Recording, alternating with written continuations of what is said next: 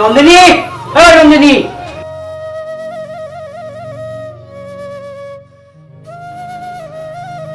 ইমান মাতি আছো।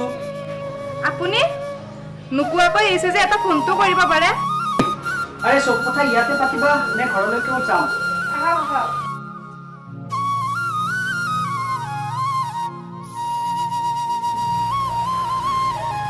ভাইটি বহিছ? কেনে পিছে খবৰ? আছো দেই, ভালে আছো। বাকী পঢ়া শুনা কেনেকুৱা চলিছে? পঢ়ি আছো, পঢ়া শুনা ডিগ্ৰী পাছ কৰিলি ন? কৰি এতিয়া পিছে কি কৰিম বুলি ভাবিছ? চাকৰি এটা কথা পাতি আছো, চাওঁ কি হয় সময়লৈকে। খুব ভাল কথা।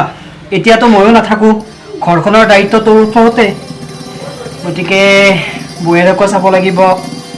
আৰু ঠিকে আছে, যি কৰ ভালদৰে কৰ আৰু। সেইটোতো হয়ে দেচোন দাদা। মই সৰু থাকোঁতে তই যিখিনি কষ্ট কৰিছ সেইখিনি কষ্ট মই এতিয়া উপলব্ধি কৰিব পাৰিছোঁ। বাৰু ঠিক আছে, কি কৰ কৰ। দাদা এক মিনিট মোৰ ফোন এটা আহিছে।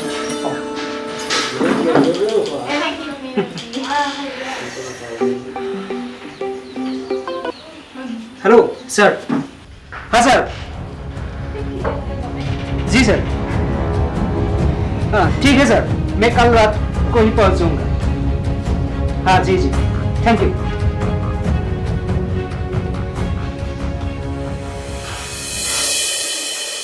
তুমি কি এনেকৈ মোক কান্দি কান্দি বিদায় দিম বুলিয়ে ভাবিছা নেকি?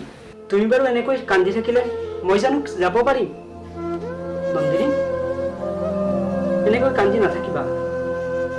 চাবাচোন, মই এনেকৈ হঠাৎ যাব লগা হ'ল। ঘৰখনৰোতো দায়িত্ব আছিল। তুমি যদি এনেকৈ ভাগি পৰা, ঘৰখনৰ দায়িত্ব কোনে ল'ব? ভাইটিক কোনে চাব? সিওতো বৰ বেছি জানা হোৱা নাই। তুমিয়েতো এইবিলাক চম্ভালিব লাগিব ন? উপায় নাই, এতিয়াতো মই যাবই লাগিব। হ'ব দিয়া, এতিয়া আৰু কান্দা কাটাখন কৰি থাকিব নালাগে, মইতো যাবই লাগিব। বাৰু ভাইটি কলৈ গ'ল? সিচোন মই যোৱা খবৰটো গমেই নাপায়। এতিয়া তোমাৰ লগত কথা পাতি থাকোঁতে বহুত দেৰিয়ে হৈ গ'ল।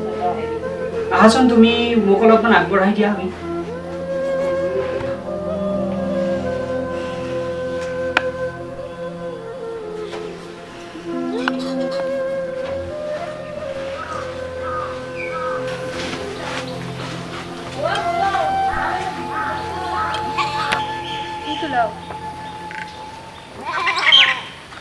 দাদা তই হঠাৎ যাব ওলাইছে?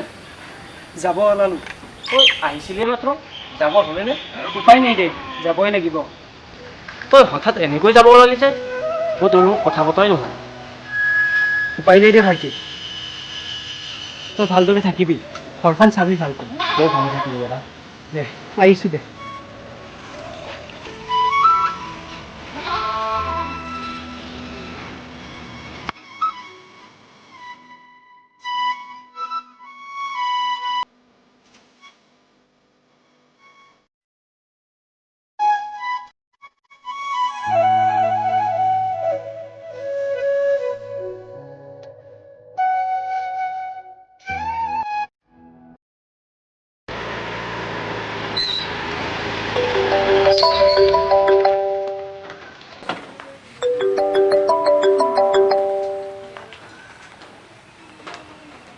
কেতিয়া?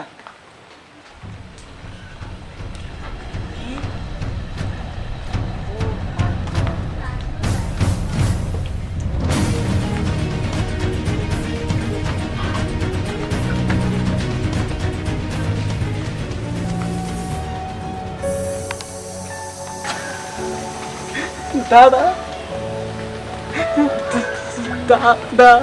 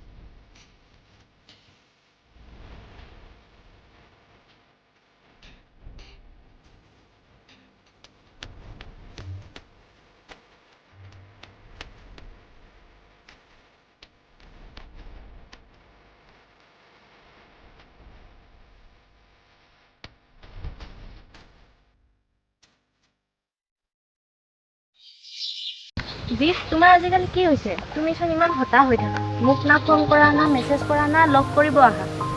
নহয় অ'। দাদা ঢুকোৱাৰ পিছত ঘৰখনৰ সমস্ত দায়িত্ব ময়ে মূৰ পাতি ল'ব লগা হৈছে। এতিয়া কি কৰোঁ কি নকৰোঁ একো ভাবিয়ে পোৱা নাই। তুমি ইমান হাঁহি মাতি থকা ল'ৰাটো এনেকৈ নিমাত হৈ থাকিলে ভাল লাগে জানো? কি কৰোঁ মেঘনা, ঘৰৰ দায়িত্ববোৰে মূৰটোত একেবাৰে গজা মাৰি ধৰিছে। সেই বুলি কি তুমি এনেকৈ থাকিবা নেকি? আমাৰ আশা সপোন নাই নেকি? এনেকৈ থাকিলে আমি কেনেকৈ সফল হ'ম?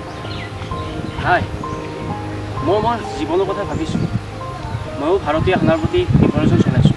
কি ভাৰতীয় সেনা মানে তুমি আৰ্মিত যাবা? কিয়? দাদাৰ কথা পাহৰিলা নেকি? দাদাও আজি আৰ্মিত গৈয়ে মৃত্যু হ'ল। তাৰ পিছতো তুমি মেঘনা! অঁ, মই আৰ্মিত যাম। মোৰ দাদাই নিজৰ দেহটোক দেশ মাতৃৰ বাবে উৎসৰ্গিত কৰিল। আৰু তুমি কি জানা? মই সৰু থাকোঁতে দাদাই মোক ডাঙৰ দীঘল কৰি আজি এই পৰ্যায়লৈ উঠি আনিল। তুমি নাজানিবা মেঘনা, তুমি নাজানিবা মেঘনা। দাদা মোৰ বাবে সাহস হয়, সাহস। আৰু দাদাৰ মৃত্যু হোৱা নাই, দাদা দেশ মাতৃৰ বাবে শ্বহীদ হৈছে, শ্বহীদ। মই জানো জিত, তোমাৰ যে দাদাই তোমাক কষ্ট কৰি ডাঙৰ দীঘল কৰিছে। সেই বুলি কি তুমি দাদাবোৰ নামতে জীৱনটো শেষ কৰি দিবা নেকি? অঁ, দাদা মোৰ বাবে ভগৱান। আৰু দাদাবোৰ বাবে যদি আমাৰ এই সম্পৰ্কটো বিচ্ছেদ কৰিব লাগে তেন্তে মই তাত অকণো সংকোচ নকৰোঁ মেঘনা। কি অঁ মেঘনা, অঁ, তুমি এগৰাকী ভাল ছোৱালী। তুমি ভাল ল'ৰা পাবা। তুমি মোৰ লগত থাকিলে জীৱনত চকু পানীৰ বাহিৰে একোৱে নোপোৱা। গতিকে তুমি মোৰ পৰা একো বিশেষ আশা নকৰিবা। পাৰিলে মোক পাহৰি যোৱা। আহিছোঁ, ভালে থাকিবা। জিত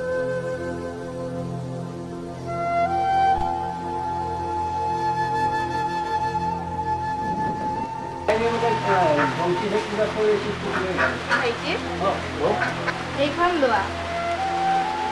তোমাৰ দাদাৰ শেষ স্মৃতি। মইনো কি কৰিম? এইখন ভালকৈ ৰাখি থবা। ভালকৈ যাবা দে।